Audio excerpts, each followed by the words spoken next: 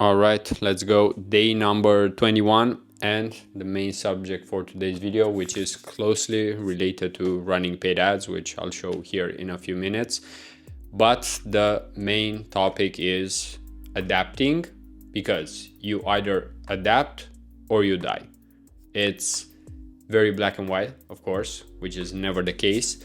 But in terms of having a catchy title here, right? And just to actually motivate us, we need to be aware that if we don't adapt, if we don't improve, if we don't grow, then basically we are declining, right? Which is exactly the opposite. And I mean, that's the circle of life, right? If we are to think about it.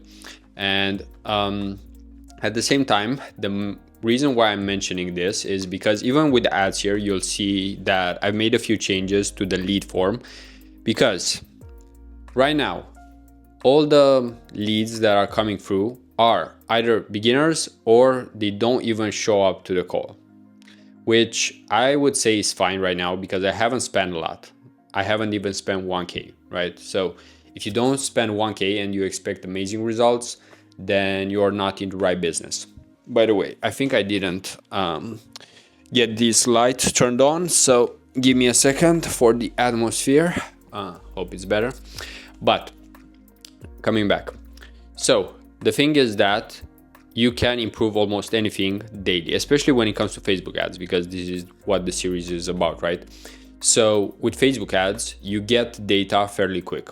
You see what works, what doesn't, and then based on that data that you get today, tomorrow you can make changes, or better said, on the data that you can see from yesterday, which passed. That's fixed data. It shouldn't change unless Meta does some strange attribution.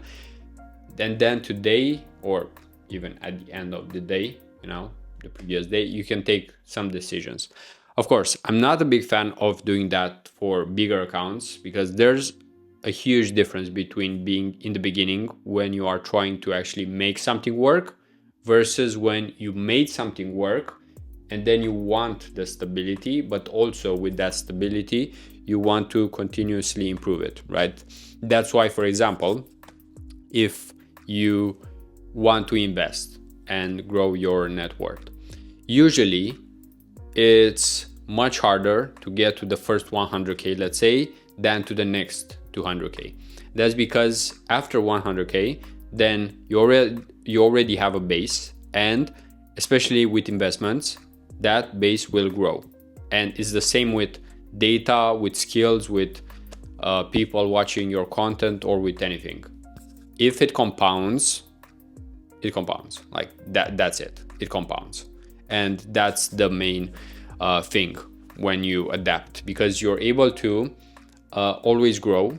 And by always growing, you almost guarantee that you'll have more, or that you'll achieve more. So this is also a reminder for myself, but it's actually nice to see that, right? Because it's sometimes hard to think how there are so many people in this world who are playing video games and are doing it very well, meaning that I suck at video games, meaning that if you give me some kind of video game, just taking my phone out of my pocket here.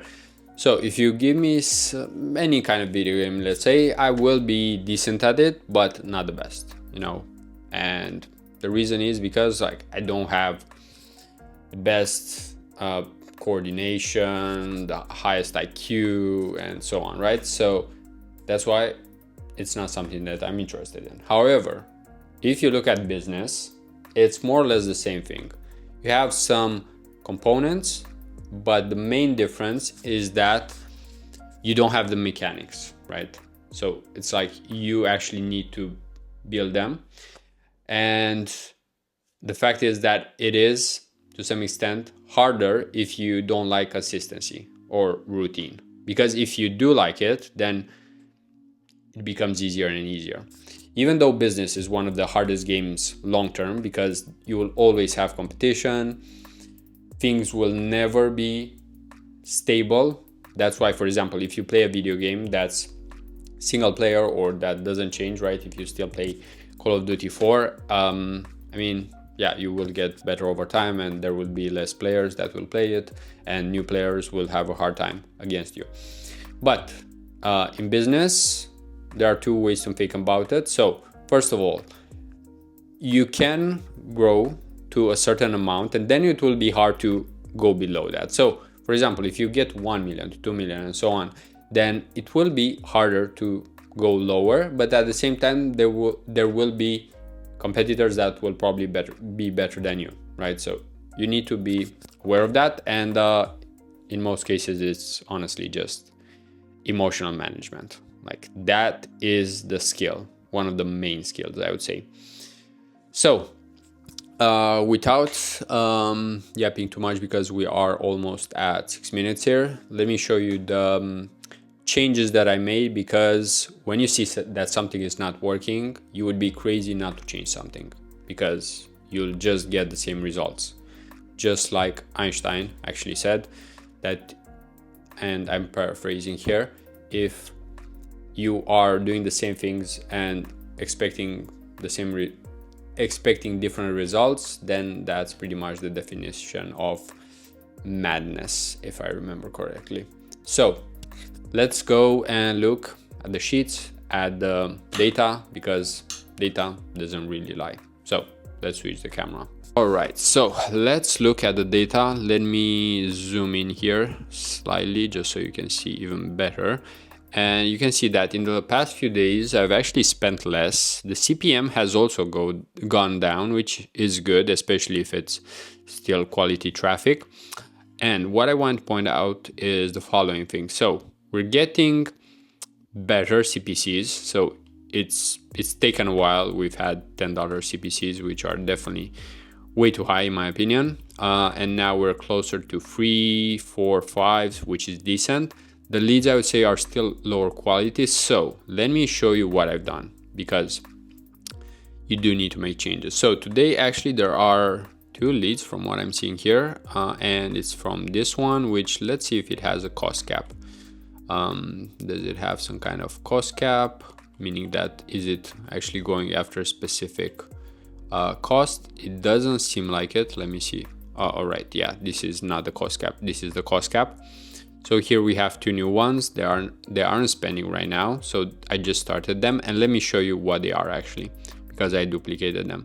So if you look at the naming convention here, it says Shopify question. Here, Shopify store URL. Basically, it's the same thing. So I added one more question, and let me show you what was the question that I added to the form. So let's scroll down here, and let me see if I can click on the form so you can see it. So actually I have to go here. So I changed the initial question here. So it's, do you have a Shopify eCom store making 30,000 a month? If yes, book a free consultation. If not, the offer won't help you. So I'm trying to be clear here. And then, what is your Shopify store monthly revenue? I give some options. Then, how much are you spending each month on paid ads? So let me zoom in here just to make it easier for you to read. So these are the amounts. Then, what is your Shopify store website? You can copy paste the URL. So I think this is one important one, because I'm not seeing people who actually have a store, or at least I don't know their stores. So I've introduced this question to make sure that they share a store and I can understand if they actually own one or not. So besides that, what has been your biggest challenge in 2024? And yeah, contact info, which most people give. So this is the main new thing. It's a small additional thing that was added, but I do think it could have an effect. And that's because at least I have some concept in terms of, like, do they actually have a website? Better said, I have an idea of what they are doing, where they're at, and if they even have a store that looks decent. So it's a small change, but I do expect it to have some results. Let me see, what did I publish here? I think I can discard this. Not sure, probably what I did right now. So this is the main change, adding one more question, and today it has spent, so let's see, yeah, it got some clicks. This one actually 3 clicks, not bad. So let's see how it goes, because this might be an improvement compared to what was done until now. Like, I am getting leads, but I think I'm not getting enough info. And let me switch the camera just so I can talk in front of you.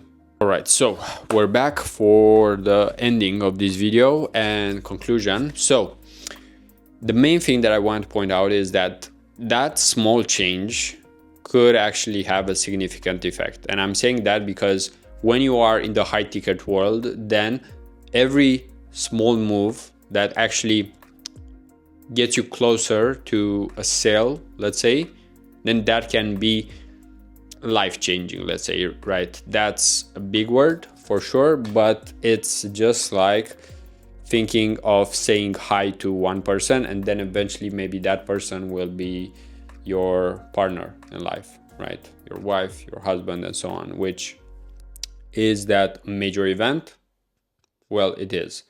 So it all starts with one action, and you also need a best practices, and let's come back to ads. So as you can see with the ads, there are clicks, there are people feeling it, real people, but probably I am not asking the right questions and not getting the right info in order to actually qualify, right? Because if I'm not sure if someone is qualified, of course I won't really follow up.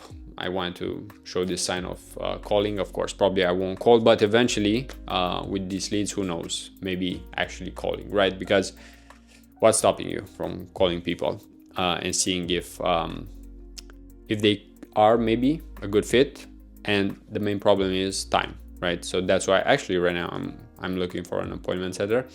Although I do work with one, but it's always a good idea to just scan the market, because it is a people business, right? Everything is a people business that we're doing. So never stop finding and following new people. So without further ado, that was pretty much it for today.